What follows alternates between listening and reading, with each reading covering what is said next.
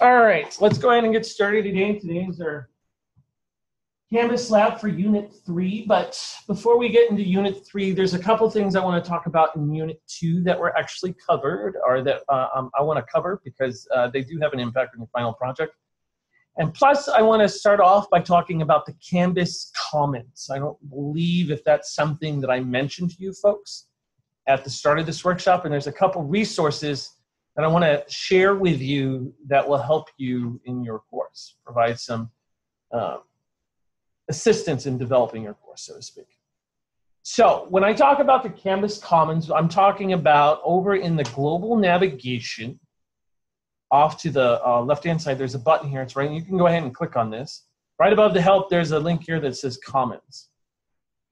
If this is your first time clicking on that link, you're going to have some agree to terms of service or whatever. Go ahead and click the checkbox and then say submit. And then with a slow internet connection. Where was Commons? Commons is located right here, right above the help button. Oh, right yeah. So what is the Canvas Commons? Canvas Commons is a place where faculty, a department, an institution, anyone can share certain parts or all of their courses. You can share complete courses, you can share modules, you can share assignments, quizzes, discussions, pages, documents, videos, audio. And what this makes really good use for, I've gotten a lot of requests in the past for Blackboard where, Patricia, you might, let's say you're going on sabbatical and you have a new adjunct instructor taking over your courses. You want to give them their course. You want to give them your course that they can use. That's a pain in the, you know what, in dealing in Blackboard trying to make that happen. Here, it's real easy. You could share your whole course up here on the Canvas Commons. You can share it within the district, meaning nobody outside of our district, including Queen-Mac or Grossmont, would be able to access your or you could share it with the whole world. What we see here, all of these items here that you see with the whole world right now, these are people, the whole world, that are sharing, you know, assignment 3 on musical terms or what is water or about superstorms. They're sharing all of their content here. We can import anything like this into our course. I've uploaded a lot of resources here that I want to share with you. So if you are on the Commons, and I would like you to be there if you are, in the search bar, I would like for you to type in my last name. So it would be RODGERS, and then hit, and then it should automatically appear.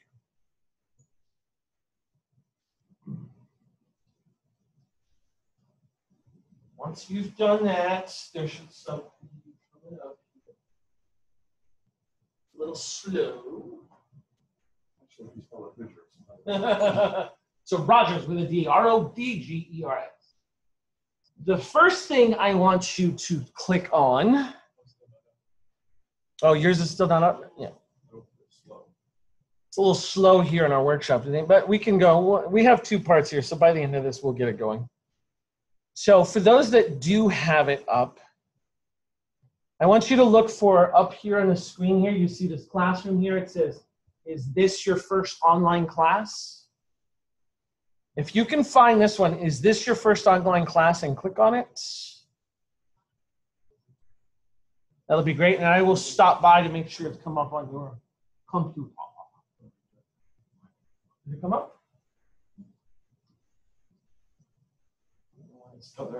So is this your first online class? Once you have is this your first online class selected, refer to the gray import to Canvas box. The gray import to Canvas box right here. Locate your GC Canvas training sandbox. So you want to, and check it. So you want to have your GC Canvas training with your last name selected. And then say import to course.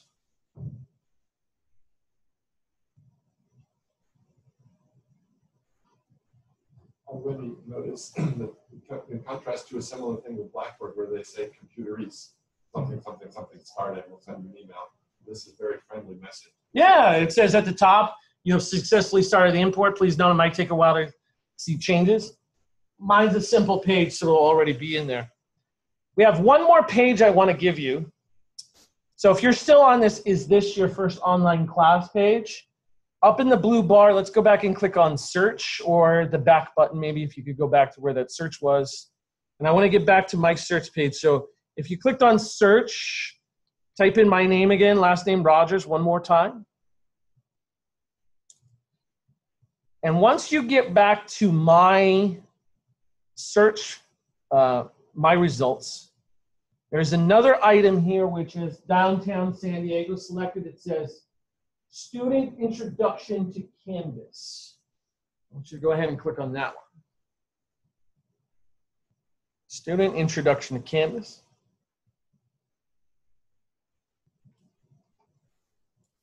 Again, go to the Import to Canvas box. Locate your GC Canvas training course. Check on it. And then say Import to Course. Yes, sir. I think I noticed after I typed your name, I didn't have to press return. Right. For it to search. It just automatically appeared. But it gave an animation to tell us that something just happened. Mm-hmm. I like that. The only downfall that you have on this as you go through, there's no preview. Obviously, there's no way to sit there and look. If you're looking at all of my content, you're like, what else does Chris have? There's no way to sit there and like click on it, view what it actually is, and judge whether or not you want to actually import it.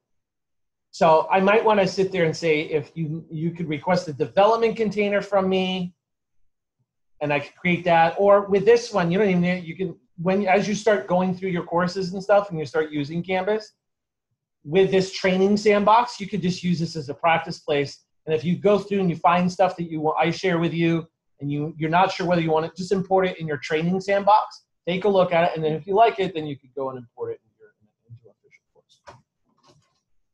Hello, Jennifer. If we're all good, let's go back into our dashboard. Let's go back into our dashboard. And let's go into our GC Canvas training sandbox. Just real quickly, so Jennifer, as you go ahead and log into Canvas right now, what we're doing right now, I'm going with these folks over the Canvas Commons, and I'm showing them some things that they're sharing and importing in their course. At the end of the workshop, I'll show you that. So just hold off, and when I'm ready to bring you in, I'll let you know when you can start following along and stuff. So right now, you can just go ahead and get set up. So what those, go in your GC Canvas training sandbox. Now what those two items were, those were content pages that we actually imported. So if I were to click on pages right now in my course, and then I say view all pages, we have two items here that we're going to sit here and look at. The first one was, is this your first online class? If I click on this item, what this item is from the actual course that you're taking now. You know that netiquette item that you saw, the graphic here? A lot of faculty members like this, and they have problems trying to get this infographic imported into your course. So as this is a good way to add to an introduction module or an orientation module. Going back to view all pages, if I look at the introduction to Canvas, the one that I asked you to import, the second one, Introduction to Canvas, this is something that you could give to your students as far as a way to give them a quick, hey, here's Canvas, here's a quick overview video that you need to watch, here's some information on how to set up your notification preferences, and then I include everything, links on how to get started with Canvas, how to use the dashboard, the global navigation, the course homepage, again, more now, and then it shows the complete Canvas student guide. And then I also add emphasis here to the Canvas support number. So this is a perfect page for your students. I get a lot of questions. As you're learning this, how do we expect our students to learn this? This is a good resource to provide to your students. So you would need to add these to your modules. Now, before I get into that, I realize I'm kind of jumping ahead myself. Were we able to see these pages in your actual course? Okay, so you didn't have any issues with it. I want to make sure. So you're saying we should, although these are created for us from your website, introduce them into our. Yes. And so then we would use that in that getting started, maybe our first module? Correct. Okay. So I would do this. So I'm in my modules now. Now in my modules section, I have my getting started one. I can go ahead and click here on the plus button. When I click on the plus button, I'm going to say I want to add a content page because those were 2 content pages. And the first one I'm going to say Introduction to Canvas. I'm going to add that item. I'm going to rename these accordingly, but I'm not going to do so now. You would rename these for the numbering convention in your modules. I just want to get you to know how to add these to your modules. And then you would have, is this your first online class? So obviously you would do your appropriate number in the context. And this one's not published, so we want to make sure that's published and that's there. You gave us one similar to this in Flex Week. So With that template, they had in one that was that didn't have pictures. It was just more of a word content. I'm looking at it right now because I used it in my original. Like you did for this class. So I would take the one we just downloaded from yours, from Commons, and I would now turn it into this one, get rid of this one. Okay. Well, that's up to you. No, yours is nicer. I can do pictures and stuff like that. So mine just looks like a Word document that you gave us in Flex Week that we just put on there. So then you would have these in your actual modules. Now, I want to be clear on something here. For your final project, okay, so for the scope of the course, you will learn by the end of the 5th week, you will know how to create 4 content items. You'll know how to create an assignment. You'll know how to create a discussion. You'll know how to create a quiz. And you'll know how to create a content page. That's walked you through Canvas. Now, for the final project within your 2 modules, I ask you to do 4 more content items on your own. That's an assignment. It could be a discussion. It could be a combination of any of those 4 things that I just said. I want you to do those on your own. So for a total of 8 completed content items out of your 2 modules that you'll have created, on your own, 4 the course helps you to create, 4 you create on your own. These 2, I'm not going to count into that number. The ones if you import it. So by the end of the course, I'm going to show you how to import these 2 items. And real quickly, I'm showing you right now. Yeah, I'm about to show you right now. So in the Canvas comments, there were 2 items that I wanted Canvas instructors to import. So one was this Introduction to Canvas. So this is a Canvas, a page that you can give to your students. No, for the final project, these 2 items do not count towards the final project. So it's this one, and then I've gotten a lot of questions from faculty trying to import this Netiquette guide. So those 2 are not there. Is that good on the comments? Do you need anybody to walk through anything again, or should we move on? All right.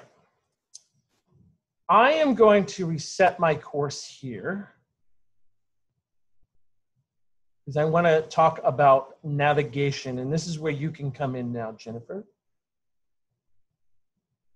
So I'm going to go into settings, and this is something that you be clear, do not do in your course.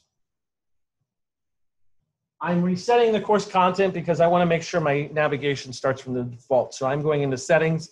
I'm saying reset course content. Be very clear. If you do this in your course, you're about to delete everything that you just created, and it's irreversible and it cannot be recovered. So do not click this button ever. So I'm resetting it. So I wanted a fresh navigation, so this starts off in the beginning. Kind of touching base on the last item that I'll talk about in Module 2 was, and I'm going to reference this here real quickly for the video.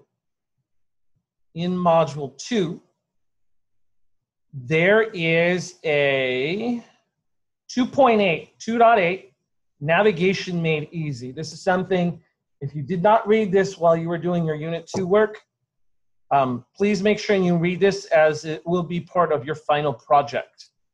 What we're talking about is effective navigation, and I show you how to manipulate and modify the course menu. And there is a specific menu setting that we want to have for our final projects and how you will be teaching in your course that I'm about to go over right now. So You need to be in your GC Canvas training sandbox if you are not already. And I lost mine, so let me make sure and get back to mine. So make sure you're in your GC Canvas training sandbox. And we are going to go into settings. So I'm in the course menu right now, settings at the very bottom of the list. And I want to click on the navigation tab. So right now I'm on the, if you look up on my screen, I'm on the course details tab. We have sections and then we have navigation. I'm going to click on navigation. And I'm going to talk about what we see here. So with navigation bar, you have two boxes here, top and the bottom. The top box is what students can see. The bottom box is what students cannot see. You have some additional items here on the bottom. So we have NetTutor, we have a lot of LTIs here that have been installed. So Pearson, MyLab, and Mastering, if you use Pearson products for your, if you use their assignments in coursework and course content, you can go ahead and just drag that up to the top and students would have access to it. If you want to give students NetTutor to be able to sit there and tutor, whether it's a math class or an English class or something like that, you can drag that up to the top. Or as Jennifer in her ASL department, I'm sure you've been working with SCORM, you can drag that up to the top and use that information there. However, we are going to focus, also they just installed an LTI for badges. So badges, I haven't had a chance to work with this yet, but badges are a way if you make some certain accomplishment, you can award a student with a badge if they did really good on an assignment or test or something like that. I still have more training on that, so I can't really talk about it too much, but that's something we'll talk about later on in the future. Now we're going to talk about this top menu here. Now there are 4 items, as you can see in my course. I'm going to go real quickly back over to my course, so stay in your training sandbox, look up on screen, and I'm going to go into my student view and talk about the navigation that you're going to model for your course. There are only 5 items that you need for your course. Write these down. You're going to have home, you'll have announcements, you'll have syllabus, your syllabus section, modules, grades, and then people. People, it's arbitrary. I don't know, you don't necessarily have to keep that one up or not, but I throw that in there if you want students to have a better idea and relate to people online and stuff like that. Get to know each other better, get to know you better. So only 5 are required for the final 5. Right. Notice in my menu, there are 4 items that are not listed in my course navigation. These are items not to include in your course navigation, and they will be marked off if they are part of your final project. Number 1, pages. Number 2, files. Number 3, quizzes. And number 4, assignments. Those are only for your personal use. They are not for students to access. Discussions, I leave arbitrarily, and I won't knock that off if you decide to use discussions in your course modules or in your course navigation, but I'll explain why I have it off. But the ones, again, I will repeat this one more time, the ones that are not to be a part of your navigation are pages, files, quizzes, and assignments. Why do I say that? That's your personal stuff, and a lot of times when we started teaching this, because the first course I actually taught was a year ago in November of 2016, and a lot of instructors that started doing pilots started having a lot of entries. They had the pages, they had the assignments, they had their modules, they had a lot of things set up in there. And what it confused the students to have multiple points, multiple doors to open to the course content. And that's why we sit there and say all content, all coursework, whether you're face-to-face, online instructor, hybrid instructor, anything that you have your students access will be in the module section. So I kind of use the analogy of when you're working in your office, you have a file cabinet, you're working with your course content, which would be pages, you're working with your files, you're working with your assignments, you're creating all of this content in your office, And then you go in and in a face-to-face setting, you would deploy that content in a classroom setting.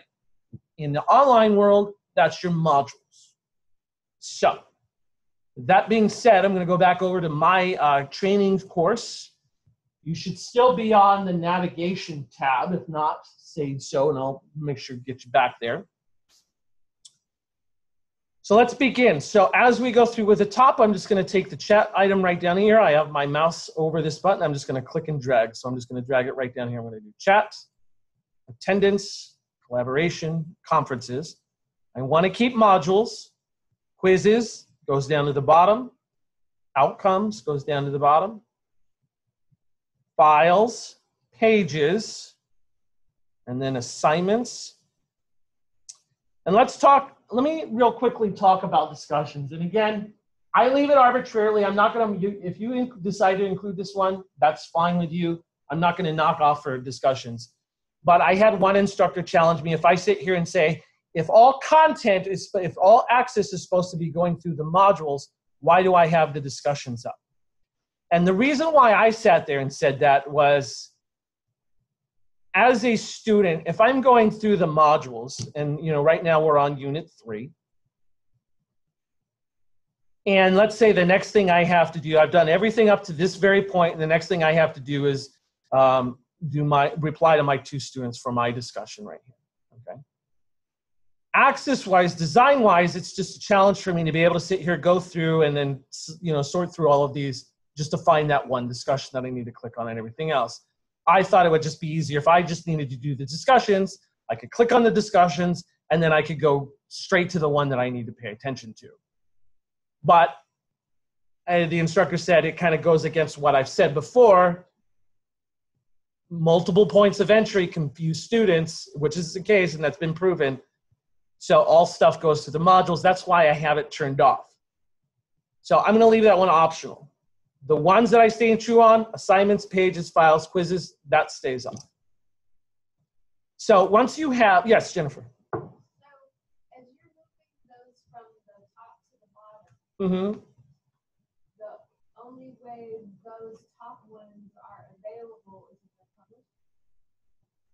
Well, if the course is published, yeah, if they're available, yeah. But they'll always, I mean, right now, this is what, regardless of whether they're published or not, this is what students are going to see as it stands right now. So how come mine, when my modules was up there, it still didn't show up for students until it was published? No, there was 2 things. One, it's your modules need to be published, or there's no content in your modules. Well, there was content. If there's no items published in your modules too, in the actual module section, because let me back up here. So 2 published, one where you publish the module itself, and then one where you publish the overall course. Correct. So the one, in order, no matter what's in that top box, in order to show up, the individual item has to be published. Let's go back over here. So I want to state this. I want to reiterate the question just for the sake of the video here. So the question was, with Jennifer's situation, in her module section, she had her modules listed right here. She had content in her modules, but they weren't showing up for the course. The module button itself Wasn't show. It was grayed out. It was grayed out like you would see here, like any of these items here. 2 items you have to sit there and consider. 1, there's no content in the modules. In Jennifer's case, there actually was. 2, your modules aren't published. And you know your modules aren't published. So for example, let's look at this. I'm in my actual course right now. You notice the module or the cloud that I'm looking at right here, it's green. So if it's green with that little, I know it's a little hard to see right now. Let me try to make it a little bigger. So it's a little green with a little cloud. It's published, students can see it. If it's gray with a cloud out of it, students cannot see it. And in Jennifer's case, they wouldn't see the module section. So in my brain, that would be the same idea as in Blackboard, where you have content in there, but you have to say make it available and you have to put dates. In here, you have to have content and you have to click publish in order for them to see it, right. So if I want to see this again, then I just click this here. And normally what you do here is when I click on, and when I do this, then all of these items here, if these weren't published, so to speak, if I had any unpublished items, as soon as I publish the module, it publishes all my content in the actual module. You don't have to sit here and go through and focus on each individual one. So to speak. Hello, Sharon. I don't know if you can hear me or not. I can hear you. Sorry for the delay. We have volume. Do I have volume here? So, going back over, I'm going to leave discussions off. Let's go back over. I'm in my training course. And let's reorganize this in a specific fashion. So, with the organization on your navigation, it should be home announcements, the next item syllabus, the next item grades, or modules, grades, people. So home, announcements, syllabus, modules, grades, and then people. Once that is set, I'm going to scroll all the way down to the bottom and click Save. So Sharon, since you have joined us, we've gone over 2 things in the course so far. We've talked about how to learn how to use the Canvas Commons. Okay. And also how to modify your course navigation.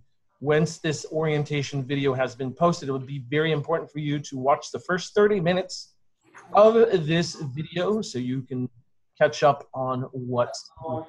Got it. Thank you. So for the sake of it, I don't know if you've noticed in my Zoom thing, Sharon joined us in the actual course. So she's online, probably in her comfort of her own home, watching this. So I just want to make sure for the video she understands where we're at. You had a question. So if I need Storm up there, because I'm going to be in and out of that frequency. That's fine. Okay, so then when the course is ready to go, the students, I need to pull it out. No, you need to move it up on top. That's for you, I mean, for SCORM. Well, again, I preface this because I haven't, like I said, you and I need to meet personally on this to talk about this further. But in theory, you're going to want to have that up there for your actual students in your menu. I don't think so. Okay, well, that's specific. Okay. If you do, like, I'm just saying in general, and let me just talk about in this general context here.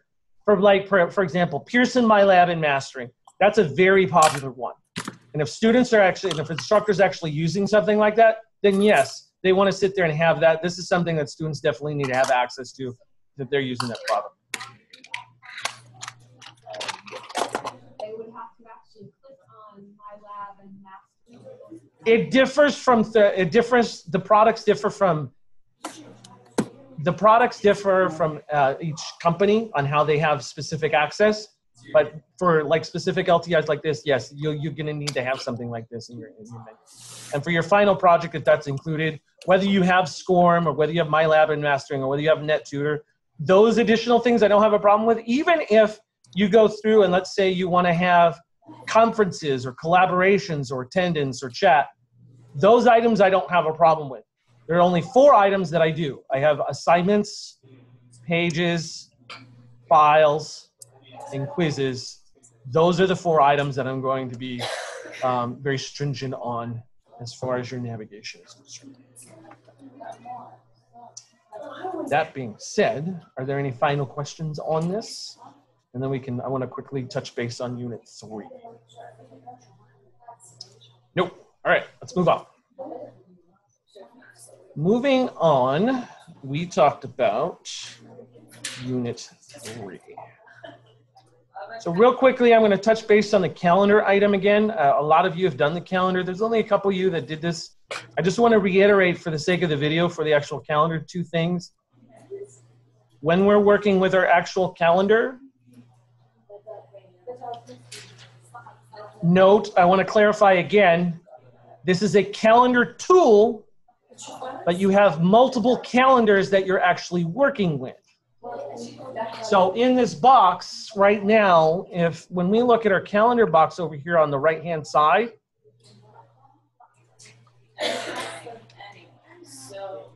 if I do this, if your box looks like this and the calendar's linked and you see, as you can see, all the calendars started turning on, every single calendar here is turned on.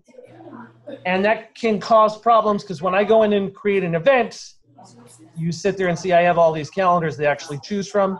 And most instructors will sit there, go through and add titles and everything else, click submit, but they don't realize that their class event calendar that they've added, or whether you're making an announcement for, hey, by the way, we have this field trip coming up, you need to make sure you get all your approval paperwork signed to me by this date. You just added it to this calendar. You just guarantee that students will not complete what you're creating. So when you're creating it, when you're working with your calendars, always make sure I only work on the ones that I'm paying attention to. So in the sake of this course, you should only have 2 calendars turned on at one time. So it's either the CTF1, so you stay on top of the calendar events that I have in this course, and then you should have your GC Canvas training sandbox calendar turned on as well. When you start using this in your spring, you're going to only have the calendars that you're actually using right now turned on for your course, because I don't want to see you get into the mistake of selecting the wrong calendar. And as you can see, now that I only have, I turned off and I only have 2 calendars turned on, my calendar listing is a lot easier to work with. And then also for the actual final project, always make clear, and you've already done this, but I want to make clear as far as the requirement for the final project, you're not just adding an event. It's not just title, date, time, location. You're adding details about that event. Anything that a student needs to know about that actual event needs to be added here as well. That's the only thing. No. This is just for like a non-event, so to speak. Let's say James has an event, a field trip that he's going to take students. The bodies exhibit is coming here to town, and he's taking his whole class there. He's going to want to have that event here, and he's going to have that information. Maybe James needs some approval sign-up sheet forms that they need to have turned in, and he's going to have the location information there. Or if it's just the ones that I saw in the past were office hours, and they would just do office hours from this time to this time in this room. And I'm like, as a student, I have an issue with that. It's like, well, what, do I just show up and appear? Do I have to sign up? Is there anything I need to bring? I mean, what are we going to cover? You know, there's a lot of questions for a student that they need to know. So I'm just saying in the actual description, have some context for that actual event. If it's blank, I don't care whether you're creating a calendar entry or not. If there's no details about the event, it's going to be knocked off on your final project. I want to talk about discussions now.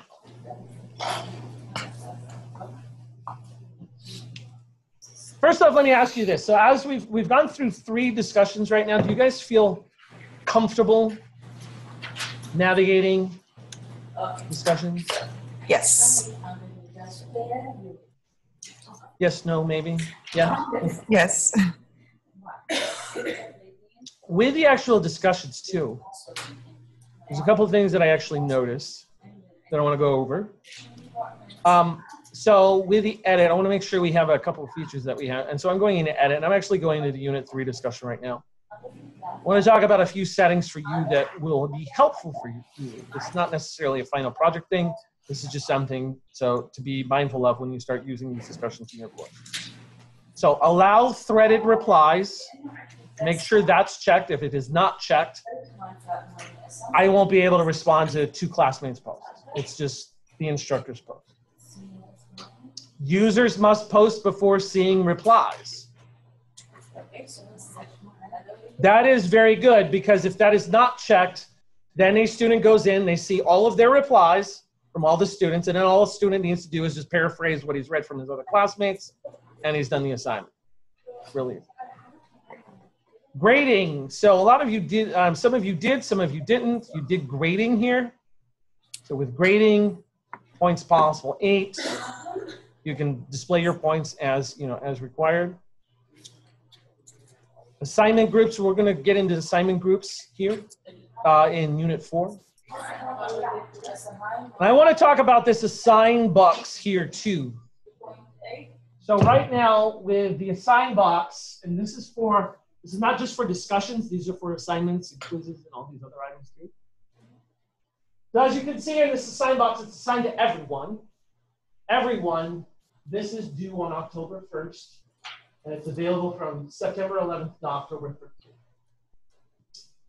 However, what if you need to make an accommodation? What if a student missed a class, or you need to make a specific accommodation? You could go ahead and click add, You could click add an item, and then I could assign this to Randy, and then notice what happened here. I assign this to Randy. I would give him a specific due date and time, and notice what it set up, assigned to everyone else. Did you see that change? So if a student said, "Hey, I accidentally, I was in the doctor's office, ER last night, I missed Right. a discussion topic," and you're like, "Okay, I'll give you one."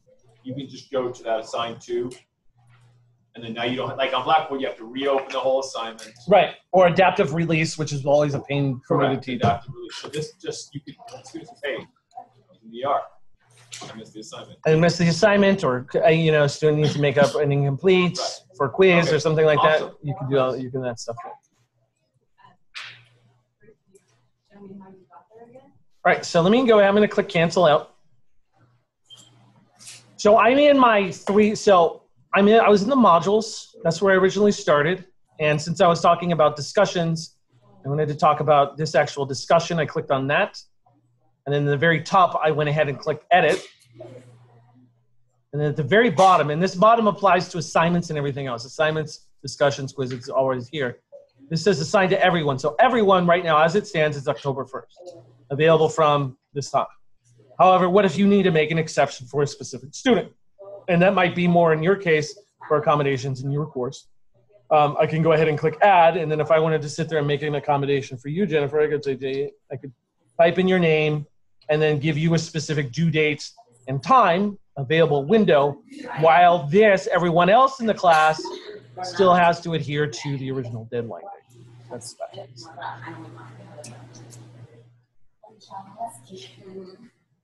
Now, there's one thing I want to say.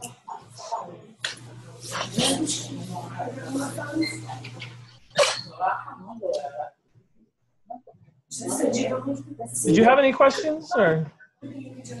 Oh, okay.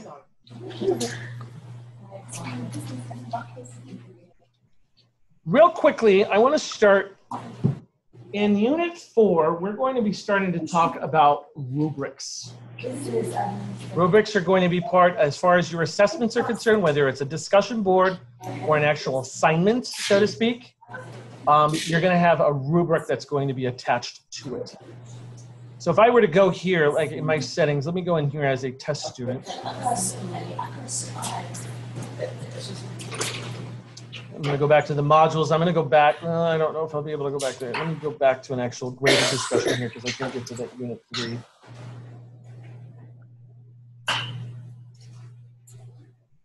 For an actual discussion, if I wanted to see the graded rubric for this assignment, I can click on this gear icon up at the top and it says show rubric. And it gives the student a prompt on what they need to create or on how they will be graded. So in response to prompts, in response to the instructor, they need to do a 2 paragraph specific thoughtful response. You have another item, the rating is 1 paragraph specific, thoughtful response, or no response whatsoever. And the replies are 2 or more replies, 1 reply, or no reply. And they're graded accordingly. This is something that you will need to add to yours, and this is in preparation as we're talking about as we get into Unit 4. I wanted to talk about it, how it's added to the discussion rubric. I'm going to leave student view here. There are 2 ways to create your rubrics. Going back over here, I'm going to go into my modules. If I have a graded discussion already created, or a discussion already created, you can click on a button here and it's going to sit there and say add rubric. And let me actually, what I'm going to do here, I'm going to go back into my training course so this will make more sense. I'm going to go into my Canvas training sandbox. I was in my official course. I'm going to go into modules and then I'm just going to create a module here. I'm going to add a discussion topic, Apple Watch. Patricia, how do you like your Apple Watch? I have the one, I'm jealous because I have the one on T-Mobile. It's on back order, the cellular one. I want to get one.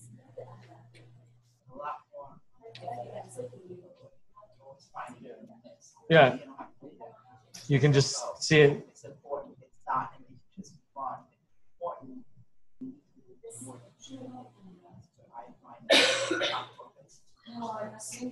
Now I'm just doing this.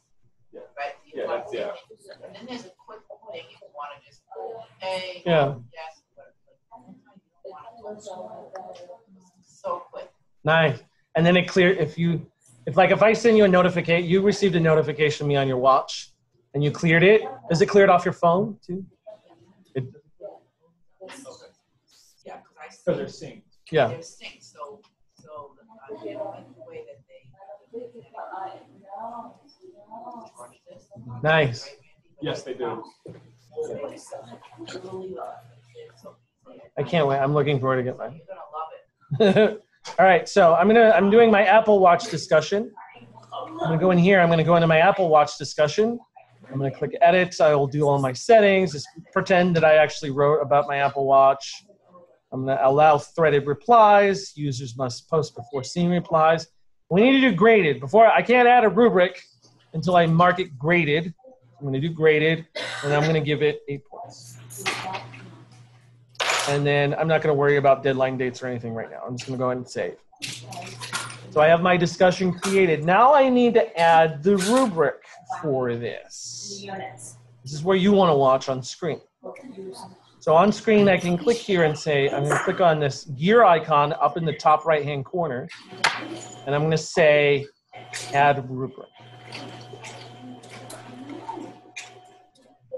So I'm going to add a rubric, and then I'm going to probably sit there and say Apple Watch.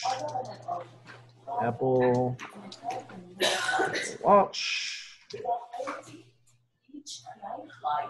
Description of criterion, response. Let's do prompt. Now this is where it gets a little tricky. Some people are not a fan of this. It's still a little iffy.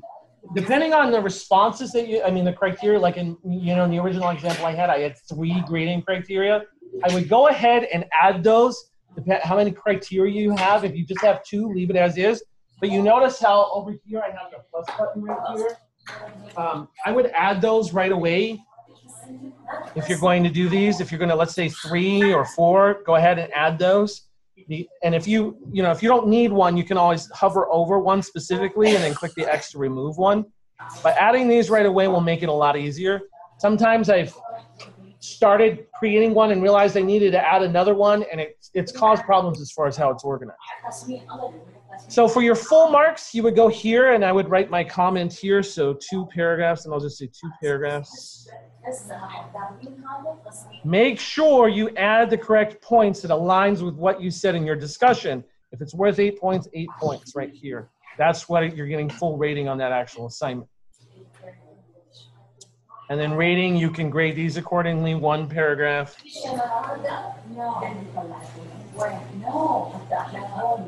Let's say 1 paragraph is 4 points, they're gonna get half. And then no marks, no paragraphs.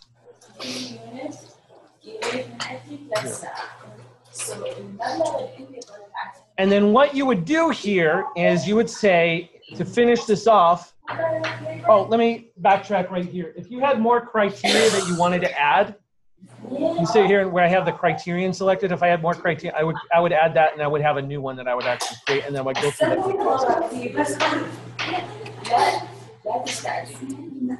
Another layer to this. You click on the criterion button, and then you can go ahead and filter. But I'm just going to leave it at 1 right now. Now, with the way that I have this one, I would sit there and say, use this rubric for assignment grading, and then I would go ahead and grade. Now, I don't personally do this. I haven't done this yet, but I've had this with other instructors. Other instructors are starting to use this, and they love this feature. I'll write free-form comments when assessing students.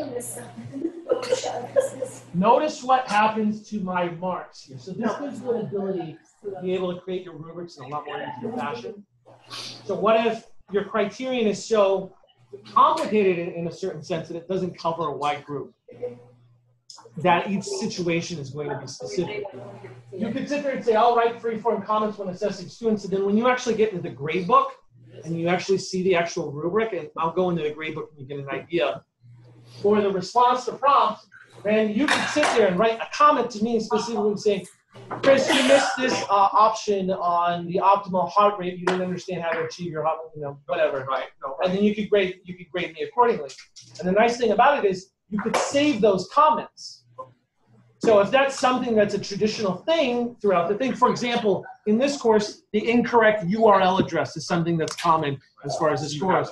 So I don't use this personally. I've seen other instructors use this, and they love it. And it makes it so much easier as far as what I do right now is I open up a doc and I write answers from other students. Oh, I'll use that. I may use that answer again. And on Blackboard, I move it to a doc. Blackboard doesn't have something like this. No, they don't. So this now kind of remembers things that I want to say to the students as far as grading. If there's a common thing with your, is if they're through your assignments, if there is a common pattern of mistakes that always happen, that and you don't want to sit here type it all out again, you could do this. I'll write free-form comments when assessing students, and then you can spoon click and select those comments. Like I said, right now you Word. Yeah. You write over there, and then I cut, paste, right. Do.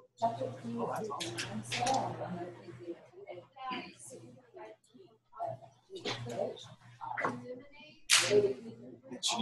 No. You just wouldn't do the rating. This rating here is gone. You would have, so you would have your criteria. You have one off the top of your head? No, you said it. Yeah. That was one I get common when I do target heart rate or maximum heart rate assignment. So the maximum heart rate assignment, let's say for Randy, maximum heart rate, calculate the do not perform the three intensity levels for your exercise intensity. So, yeah, did not do that. He would have that criteria here. Right. His rating would be that personal comment to that student, specifically stating, yeah, you can't use both. No. You can still add a comment using a rubric, though. Yeah, that's what you're doing here.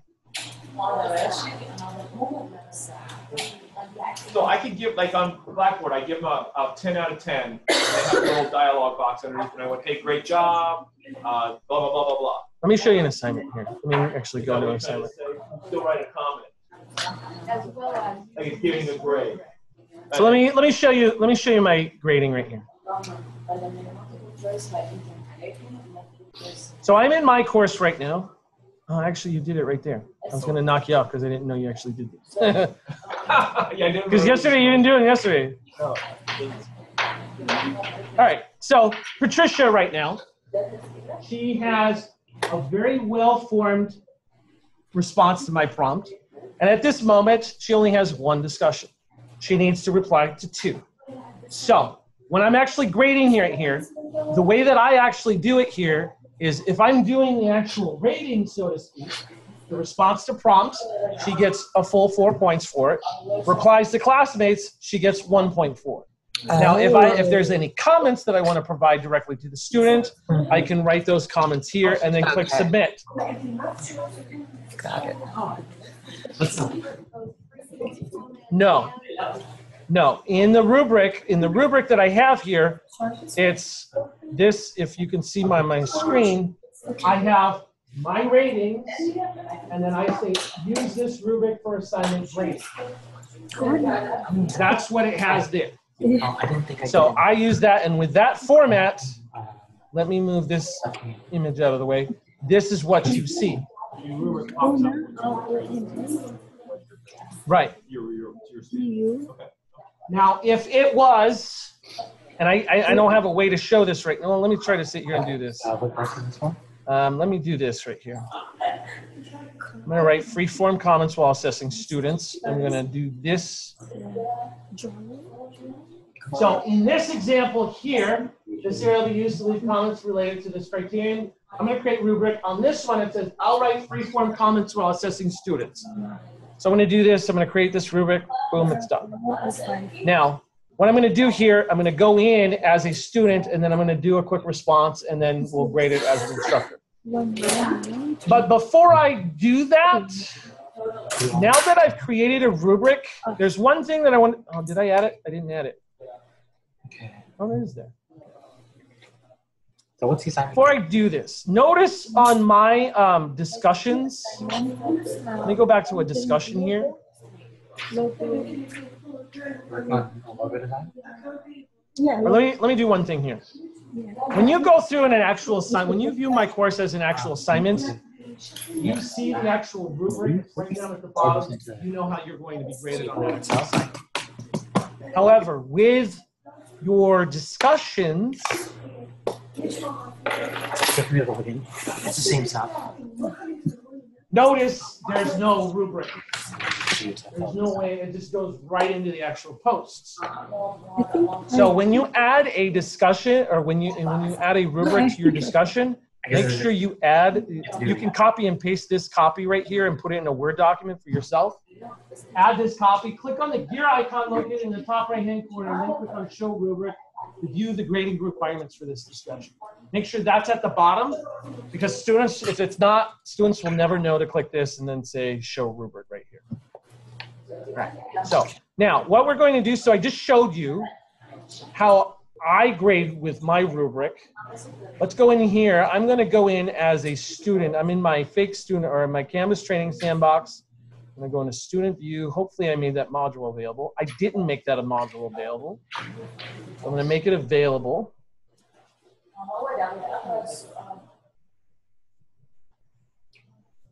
That's available now. I'm going to go into settings, student view. There's my Apple Watch discussion. Here's my reply. Can't wait to get my Series 3 Apple Watch. Post reply. There's my discussion. Now, as an instructor, now I'm in instructor view now. I'm going to go into home. Notice when anytime a student actually submits something, you saw in mine, in your to-do box, there is a little to-do item here that says you have one item. If you go into my course, these are all the items I have to do. Discussion? I hardly ever go into this grade book. Very rarely do I do. When I go here and I click on grades, because now I'm starting to kind of go into grades a little bit. I click here. I'm what is called the speed grader. This is called the speed grader, and I can actually go through, and then as I go through, when I grade this one, then I can click on, you'll see more students. I can navigate and quickly just jam out the grades really easy. It's very efficient. I love it. All right. So, getting back on track, I view rubric now. Notice what's different now. Yeah. Response to prompts, ratings, and then points. You're going to write that specific rating for that actual student. So for this one, response to prompt, your response was not thorough. Ignore my spelling enough. I could save this comment for reuse, and then I can go ahead and click 8. I'm going to knock him down. It's not thorough enough. I'm going to give him 4 points for that, and then I will say save. And then that's my actual rating for this assessment. Then at the bottom, I can add additional comments that would be more personable to that student and clarify. Go back and use that statement again. Right. Where do I find that statement? Like when you first type in the word, it pops up. You'll see it. You'll see a drop down. The next one will be a drop down, and you can select on those comments. To kind of make a difference as far as the two options that you have. Because a lot of it, when you actually look at mine, if I'm going back into my course, for the final project, I wasn't too crazy about the rubric that I actually wrote. And I actually had an instructor help me write it. But I'm actually wondering whether or not, I mean, as an official course, so to speak, that comment thing might not be a better idea. Because if you look at my actual, for the final project, This is the rubric for that one. Mine, this is what the teacher rewrote. Mine was a lot longer than this one. So you could sit there and see in a context where something like this, where those comment items, don't feel overwhelmed by this, by the way. I'm going to go over the... We're done with most of that stuff. Yeah, we're done with most of this stuff. But I'm just saying, as if your rubrics got this complicated, the comments thing might be a lot easier for you to actually.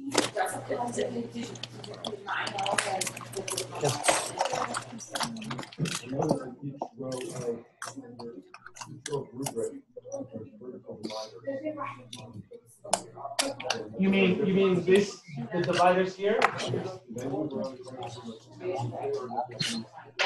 It goes around according to how much.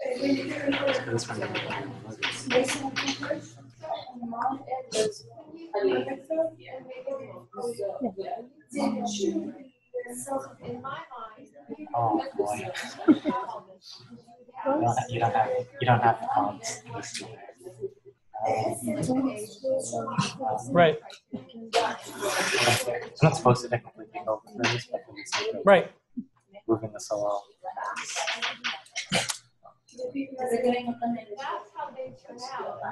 These are the ones we're working on. Yeah.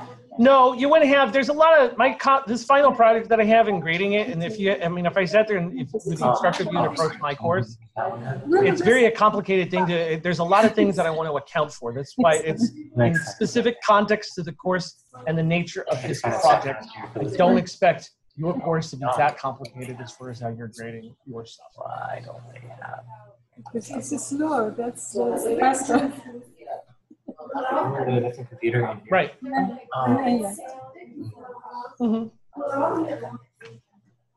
And that's fine.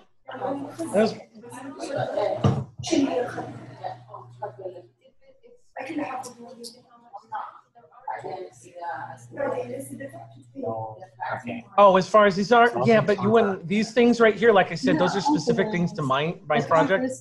I would rewrite. There's a lot of things that can be done to even improve this a lot better. It's not open for this. Yeah, to make a nice columns. It's not the actual tool; it's how it's created and the nature of the final project. That's the issue. It just puts in substitute. That makes sense. Okay, we can. We should probably. Yeah, okay, we can. Just close this. Right.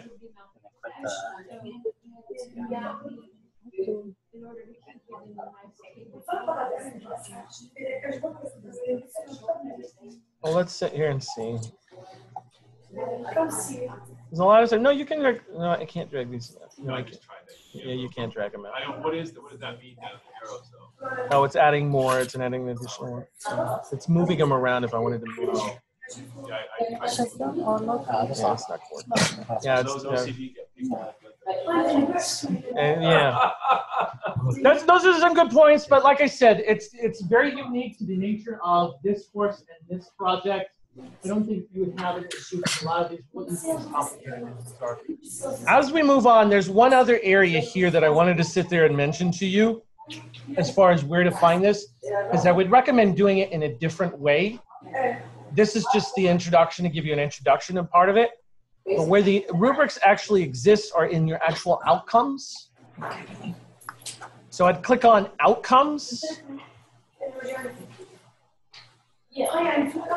And then very top right here on your outcomes screen, there is a button off to the right. It's 3 dots. You click on those 3 dots right here, and then you would say manage rubrics. Oh. So outcomes in your course course navigation, and then you would say manage rubrics.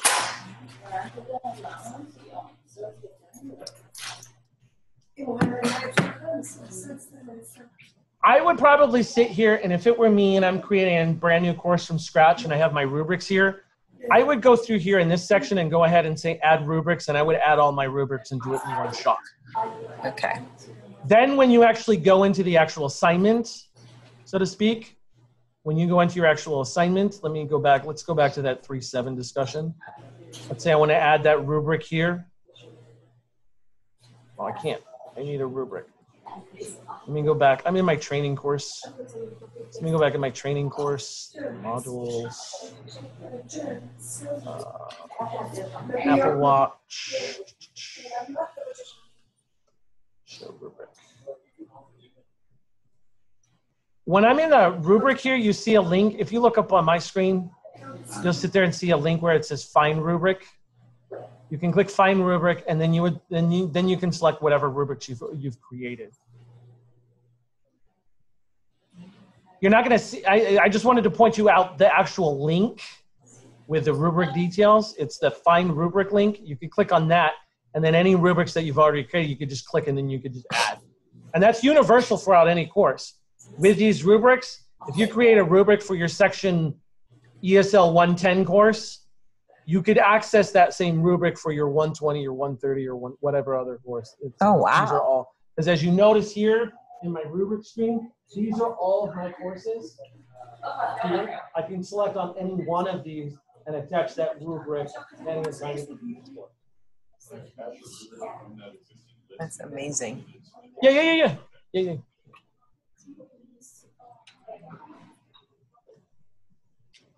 I would probably, when you do that, you edit it. Probably, if it applies to if you have a 110 course and then you attach that to a 120 course assignment. If you're making changes, if they don't apply to that 110 course, I'd rename and create that and assign that rubric as a. So that's rubrics. We get into that when we talk about in Unit 4. Scrolling down to Unit, I'm going to get into Unit 4. This is talking about, I need to explain this, create an assessment item.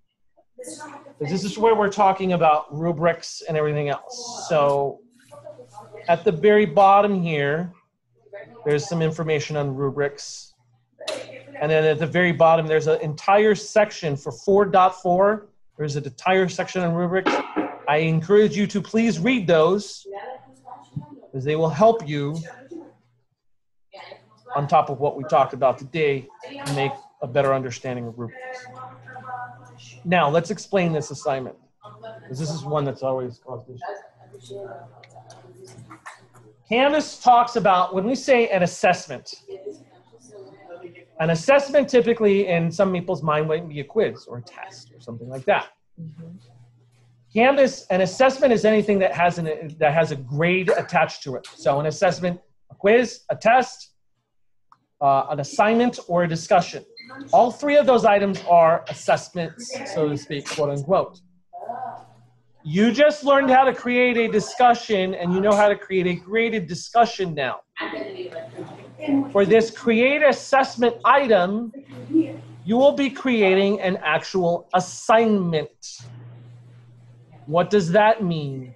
So when I'm talking about creating an actual assignment, we're going into a specific module, and when I'm adding an assignment to my modules, and you should already have one because you've already created it. So any of the contexts that you say graded assignment, those are the ones that you're going to be submitting or filling out for this 4.4 assignment. Do not go through with 4.4 and submit to me a discussion you've already created. It has to be a brand new assignment in this course. You follow that, you create an assignment with proper instructions, deadline dates, availability. You send me the URL for that assignment, and it has an attached rubric. This assignment is worth 4 points. And you're done. You also have the option to do extra credit. That extra credit is to create a quiz. A quiz with 5 questions. The quiz doesn't need a rubric. Just create the quiz.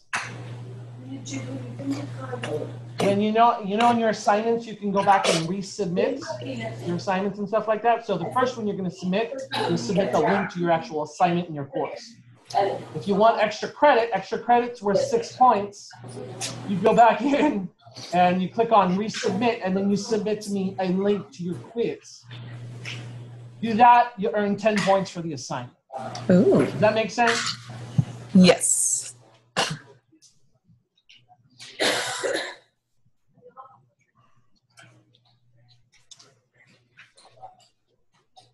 Any questions so far?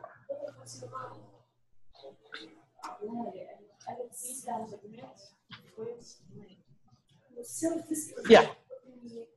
So you do your assignment first, submit that, and then you go back to 4.4, you resubmit the quiz link, and you do that, and the quiz works. You have 5 questions in that quiz with proper instructions.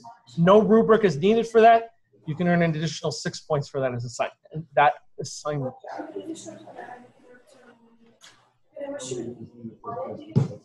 points they got right or wrong. Right.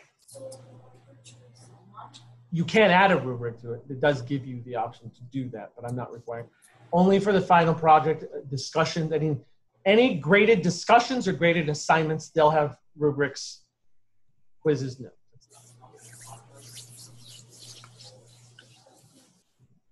We have 17 minutes left. I believe I've covered everything I wanted to. There's other things that I can actually talk about.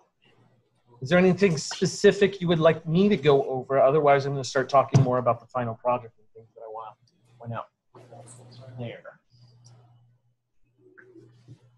All right. One thing I want to talk about, and I want to reiterate this because I noticed some of this, I want to kind of go back into Unit 2 when we're talking about content pages or any kind of instruction that you actually provide to your students. So I'm in my training sandbox now, and I had a link that just broke. Let me go back over here. Let me go back to the course.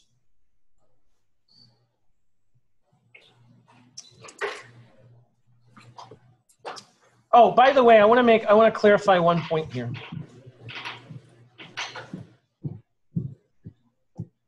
I want to talk about the requirements because I got a lot of questions as far as why I didn't grade Unit 2.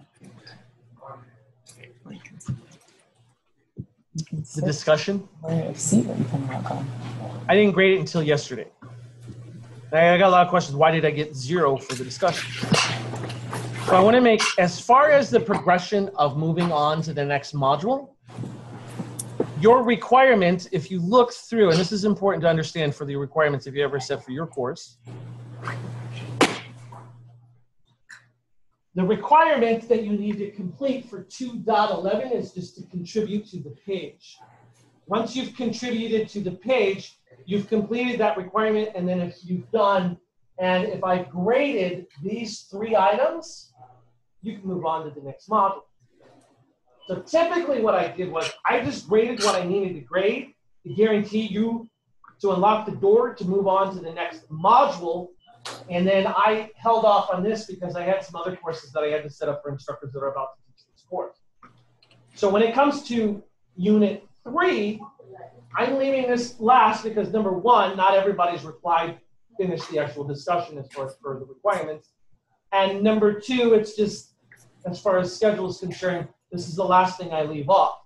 So come next week, as we're getting into Tuesday and Wednesday of next week, and you look at Unit 3, you see everything graded, but you don't see 3, you'll see a 0 or something like that.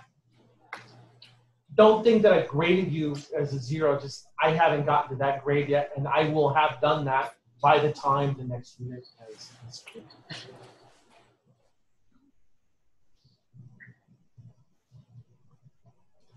So I wanted to make that clear. Going back on, and let's go back. I'm in my modules section now. I'm going to add a content page here. And then I'm just going to type, I'm going to talk more about the Apple Watch again because it's been on my mind.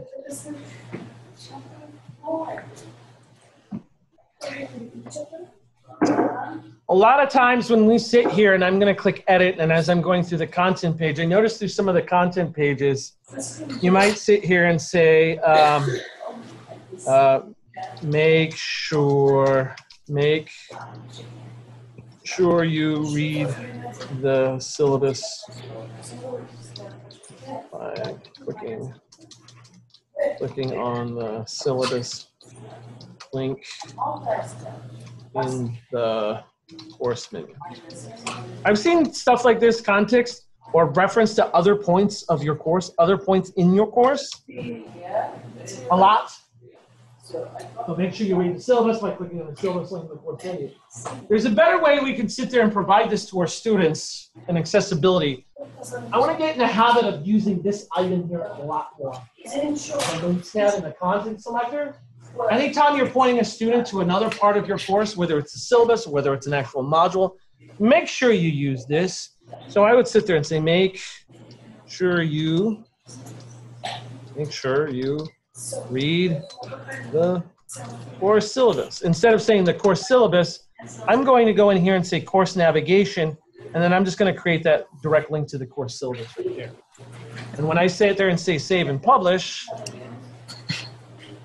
make sure you read the course syllabus, and that's obviously link. I can click on the link and then it just goes to my syllabus. One click done versus student not feeling comfortable in the course, let's take a syllabus, and then I have to go over here and try to figure that out and think about it. It just saves time as far as that information is concerned. Now let me go into, I don't have a document. I want a document to download real quick. I need something in my course. So I just downloaded something here because I want to show something. I want to kind of re-emphasize the importance of how documents should be displayed in Canvas. So Canvas course syllabus. I'm just uploading a document here real quickly. Now we talked about as far as adding documents and how they're displayed. I don't know if I showed this to you or not. If I want to add a document to a content page, whether it's a PowerPoint presentation or a PDF, I've uploaded the document. I can click Files right here, and that's a link to my document. Anytime you have something that you have, I want it to, automatically, how like in a lot of my documents automatically display? When you have a document to automatically display in the course, you highlight it, and then you click on the link right here, chain link, and then you say auto open the inline preview for this link. And then I say update link. And then I say save.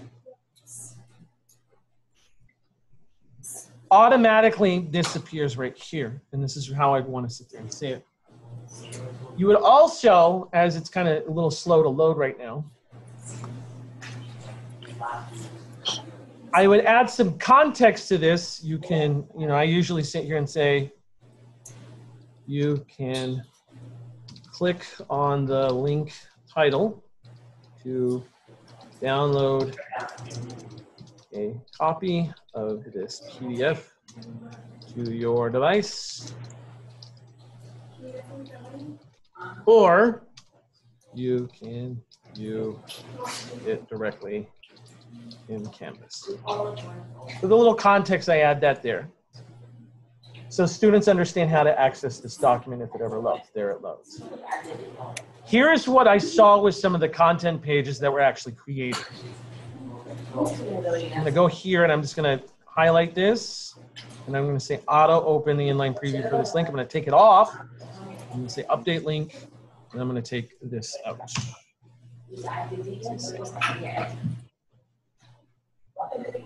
You see the difference in the two displays and which one you think which one would get more activity, the first one or the second one? The first one. It had context. It provided students the instructions on how to actually view the document. The document was right there, displayed automatically. They could just sit and view it. Here, I don't know what this is. I have no I can assume what it is. It's a syllabus, but there's no context in you telling me what I need to do with it. Plus, for students, if they wanted to sit there and access this, they could click on the icon. They'd have to click on that icon there. Now, this is fine to a degree because if you look in my course, you can't see it now. You will when we get to Unit 5 and stuff like that. in my course, I have 5.3 final project requirements. It's not appropriate when I have multiple documents that I want to share with you to have every single one automatically displayed, because it's going to get you scrolling and everything else. So it is fine to do it in this way, but if you do it in this way, add this line right here. Click on the page icon to view these PDF files directly in Canvas, or click on the link title to download these files here. Give it away, give students some instruction on how to access this file.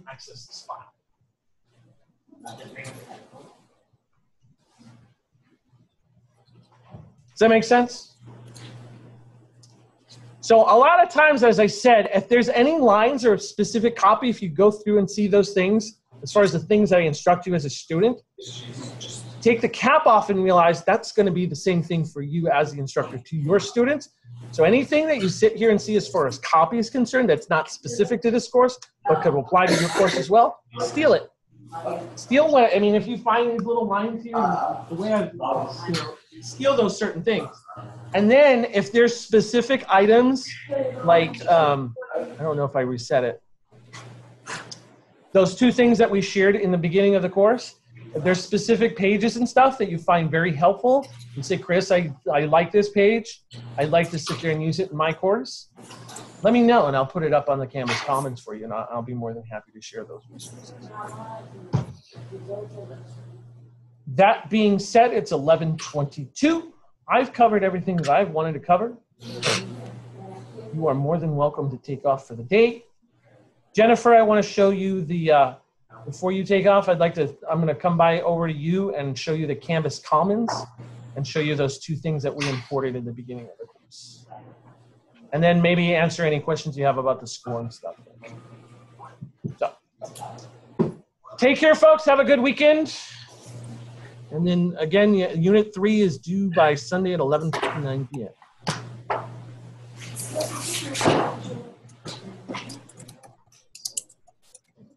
Have a good day, Randy. Nice. Take care, Sharon. I don't know if you can hear me or not, but this is going to conclude the workshop for today.